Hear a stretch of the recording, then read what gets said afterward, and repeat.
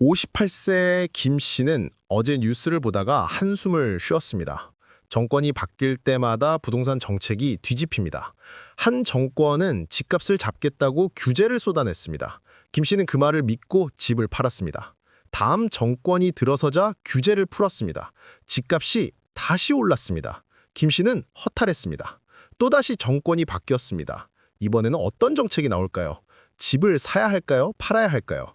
김 씨는 혼란스럽습니다. 20년 동안 같은 일이 반복됩니다. 왜 이 나라의 부동산 정책은 이렇게 흔들릴까요? 왜 국민들은 매번 피해를 볼까요? 오늘 이야기는 단순한 정치 비판이 아닙니다. 정치와 부동산이 만들어내는 소용돌이 속에서 살아남는 방법에 관한 이야기입니다. 60세의 박 씨는 지난 40년을 돌아봤습니다. 정권이 8번 바뀌었습니다. 그때마다 부동산 정책도 바뀌었습니다. 어떤 정권은 공급을 늘리겠다고 했습니다. 신도시를 만들고 택지를 개발했습니다. 그러자 집값이 안정됐습니다. 다음 정권은 규제로 잡겠다고 했습니다. 대출을 막고 세금을 올렸습니다. 그러자 집값이 더 올랐습니다. 또 다음 정권은 시장에 맡기겠다고 했습니다. 규제를 풀었습니다. 그러자 투기가 일어났습니다. 박 씨는 정신이 없었습니다.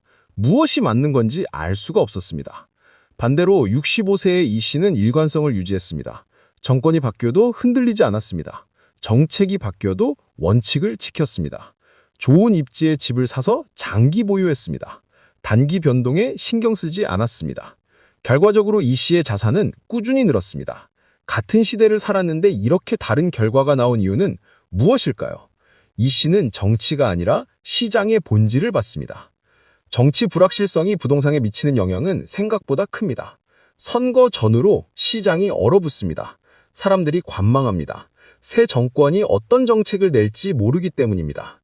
거래량이 줄어듭니다. 매수자도 매도자도 움직이지 않습니다. 그러다 정권이 출범하고 정책이 나오면 시장이 급변합니다. 예상과 다른 방향으로 움직이는 경우가 많습니다. 50대 후반의 최 씨는 이것을 뼈저리게 경험했습니다. 5년 전 대선이 있었습니다. 후보들이 공약을 발표했습니다. 모두 집값을 잡겠다고 했습니다. 강력한 규제를 예고했습니다. 최 씨는 겁이 났습니다. 집값이 폭락할 거라고 생각했습니다. 선거 전에 급하게 팔았습니다. 하지만 선거 후 1년이 지나자 집값이 오히려 올랐습니다. 공약과 실제 정책이 달랐습니다. 최 씨는 후회했습니다. 왜 정치인 말만 믿었을까? 정치인들의 공약과 실제 정책은 다릅니다. 선거 전에는 유권자의 표를 얻기 위해 강한 말을 합니다. 집값을 잡겠다고, 투기를 근절하겠다고 말합니다. 하지만 당선 후에는 현실과 타협합니다. 경제가 나빠지면 부동산 규제를 완화합니다. 건설 경기를 살려야 하기 때문입니다. 반대로 경제가 좋으면 규제를 강화합니다. 집값 상승을 막아야 하기 때문입니다. 결국 정책은 경제 상황에 따라 움직입니다. 공약이 아니라 현실에 따릅니다. 60세의 한 씨는 이것을 깨달았습니다. 10년 전 한 후보가 강력한 규제 공약을 내걸었습니다. 당선됐습니다. 한 씨는 집을 팔려고 했습니다. 하지만 잠시 기다렸습니다. 당선 후 1년을 지켜봤습니다. 정권이 출범하고 경제 상황이 어려워졌습니다. 정부는 규제 대신 부양책을 내놓았습니다. 대출을 늘리고 세금을 낮췄습니다. 공약과 정반대였습니다. 한 씨는 안도했습니다. 팔지 않기를 잘했습니다. 정책 변동성은 계획을 무너뜨립니다. 장기 투자를 하려고 해도 정책이 바뀌면 어쩔 수 없습니다. 2년 전 유리했던 조건이 지금은 불리할 수 있습니다. 세금 혜택이 사라지고 대출 한도가 줄어들고 규제가 생깁니다. 반대로 지금 불리한 조건이 2년 후에는 유리해질 수 있습니다. 이런 불확실성 때문에 사람들은 판단을 망설입니다. 65세의 윤 씨는 이 불확실성 때문에 기회를 놓쳤습니다. 3년 전 좋은 매물이 나왔습니다. 가격도 괜찮았고 입지도 훌륭했습니다. 하지만 윤 씨는 망설였습니다. 곧 정권이 바뀌는데 어떤 정책이 나올지 몰랐기 때문입니다. 기다렸습니다. 그러는 사이 매물은 팔렸습니다. 정권이 바뀌었습니다. 새 정책이 나왔습니다. 규제가 완화됐습니다. 집값이 올랐습니다. 윤 씨는 후회했습니다. 불확실성 때문에 확실한 기회를 놓쳤습니다. 그렇다면 어떻게 해야 할까요? 정치 불확실성 속에서 어떻게 판단해야 할까요? 첫째, 정치인의 말을 액면 그대로 믿지 말아야 합니다. 공약은 목표일 뿐 실현되지 않을 수 있습니다. 경지 상황과 현실에 따라 달라집니다. 둘째, 정책보다 시장의 본질을 봐야 합니다. 공급과 수요, 입지와 교통, 인구와 일자리, 이것들은 정책이 바뀌어도 변하지 않습니다. 셋째, 단기 변동에 흔들리지 말고 장기 관점을 유지해야 합니다. 50대 후반의 정신은 이 원칙을 지킵니다. 선거가 있어도 동요하지 않습니다. 정권이 바뀌어도 원칙을 유지합니다. 좋은 입지에 집을 보유하고 있습니다. 교통이 편리하고 학군이 좋고 개발 계획이 있는 곳입니다. 단기적으로 정책 때문에 가격이 오르내릴 수 있습니다. 하지만 장기적으로는 오를 것을 알고 있습니다. 정신은 편안합니다. 정치 뉴스에 신경 쓰지 않습니다. 부동산 정책의 변동성은 왜 이렇게 클까요? 근본적인 이유는 정치적 이념 차이입니다. 보수 정권과 진보 정권이 부동산을 바라보는 시각이 다릅니다. 보수는 시장 자유를 강조합니다. 규제를 풀고 민간에 맡기려고 합니다. 진보는 공공성을 강조합니다. 규제를 강화하고 국가가 개입하려고 합니다. 정권이 바뀔 때마다 철학이 바뀌니 정책도 뒤집힙니다. 70세의 송 씨는 이것을 50년간 지켜봤습니다. 보수 정권이 들어서면 규제가 풀렸습니다. 대출이 늘어나고 분양이 활발해졌습니다. 그러면 집값이 올랐습니다. 진보 정권이 들어서면 규제가 강화됐습니다. 대출이 막히고 세금이 올랐습니다. 그러자 시장이 얼어붙었다가 나중에 폭등했습니다. 송 씨는 말합니다. 어느 쪽도 답이 아니라고. 극단은 항상 부작용을 낳는다고. 정책의 일관성이 부족한 이유는 또 있습니다. 단기 성과주의입니다. 정권은 보통 5년입니다. 짧은 시간 안에 성과를 내야 합니다. 그러니 강력한 정책을 쏟아냅니다. 하지만 부동산은 장기 시장입니다. 정책 효과가 나타나려면 시간이 걸립니다. 성급한 정책은 오히려 시장을 왜곡시킵니다. 다음 정권이 들어서면 또 급하게 정책을 바꿉니다. 악순환이 반복됩니다. 60세의 안 씨는 이 악순환을 목격했습니다. 한 정권이 신도시를 발표했습니다. 공급을 대폭 늘리겠다고 했습니다. 하지만 실제로 공급되기까지는 5년 이상 걸립니다. 그 사이 정권이 바뀌었습니다. 새 정권은 그 계획을 축소했습니다. 결국 공급은 늘지 않았고 집값은 계속 올랐습니다. 안 씨는 한숨을 쉬었습니다. 일관성이 없으니 아무것도 해결되지 않습니다.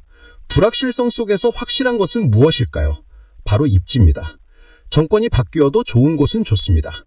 정책이 바뀌어도 편리한 곳은 편리합니다. 서울 중심부, 지하철역 근처, 좋은 학군, 이런 곳들은 언제나 수요가 있습니다. 단기적으로 가격이 오르내릴 수 있지만 장기적으로는 안정적입니다. 불확실한 시대일수록 확실한 것에 투자해야 합니다. 65세의 강 씨는 이 원칙을 따랐습니다. 40년 전 서울에 작은 집을 샀습니다. 지하철역 근처였습니다. 그동안 정권이 여러 번 바뀌었고 정책도 수없이 바뀌었습니다. 하지만 강 씨의 집값은 꾸준히 올랐습니다. 입지가 좋았기 때문입니다. 강 씨는 말합니다. 정치는 바뀌지만 지리는 바뀌지 않는다고. 정치 불확실성이 주는 기회도 있습니다. 사람들이 망설일 때가 기회입니다. 선거 전후 시장이 얼어붙을 때 좋은 매물이 나옵니다. 급하게 파는 사람이 생깁니다. 가격도 저렴해집니다. 이때 용기 있게 사는 사람이 이익을 봅니다. 물론 위험도 있습니다. 정책이 예상과 다르게 나올 수 있습니다. 하지만 좋은 입지라면 장기적으로는 오릅니다. 50대 중반의 최 씨는 이 기회를 잡았습니다. 3년 전 대선이 있었습니다. 시장이 얼어붙었습니다. 좋은 아파트가 시세보다 싸게 나왔습니다. 최 씨는 샀습니다. 주변에서는 위험하다고 말렸습니다. 정책이 어떻게 나올지 모르는데 지금 사냐고. 하지만 최 씨는 입지를 믿었습니다. 지하철역 앞이었고 학군이 좋았습니다. 2년이 지난 지금 가격은 20% 올랐습니다. 최 씨는 만족합니다. 하지만 주의할 점도 있습니다. 정치 불확실성을 핑계로 투기를 해서는 안 됩니다. 단기 차익을 노리고 무리하게 빚을 내면 위험합니다. 정책이 예상과 다르게 나오면 큰 손실을 볼 수 있습니다. 확실한 자금으로 좋은 입지에 장기 관점으로 투자해야 합니다. 투기는 절대 금물입니다. 정치와 부동산의 관계는 앞으로도 계속될 것입니다. 정권이 바뀔 때마다 정책도 바뀔 것입니다. 이것은 민주주의의 특성입니다. 피할 수 없습니다. 그렇다면 우리는 적응해야 합니다. 불확실성을 받아들이고 원칙을 지키고 본질을 봐야 합니다. 70세의 이 씨는 이제 초연합니다. 젊은 시절에는 정치 뉴스에 일희일비했습니다. 정권이 바뀔 때마다 긴장했고 정책이 나올 때마다 고민했습니다. 하지만 지금은 다릅니다. 뉴스를 봐도 흔들리지 않습니다. 50년 경험이 알려줍니다. 정치는 바뀌지만 시장은 계속된다고. 좋은 것은 언제나 좋다고. 이 시는 편안하게 노후를 즐깁니다. 결론적으로 정치 불확실성은 피할 수 없습니다. 부동산 정책 변동성도 계속될 것입니다. 하지만 이것에 휘둘리면 안 됩니다. 정치인의 말을 맹신하지 말고 공약과 현실을 구분하고 정책보다 시장 본질을 봐야 합니다. 입지가 좋으면 정책이 바뀌어도 가치는 유지됩니다. 장기 관점을 가지면 단기 변동은 문제가 되지 않습니다. 오늘 이야기가 여러분의 판단에 도움이 되기를 바랍니다. 정치 뉴스에 흔들리지 마십시오. 원칙을 지키십시오. 본질을 보십시오. 그것이 불확실한 시대를 사는 지혜입니다. 이 영상이 도움이 되셨다면 구독과 좋아요 부탁드립니다. 여러분의 응원이 더 좋은 컨텐츠를 만드는 힘이 됩니다. 감사합니다.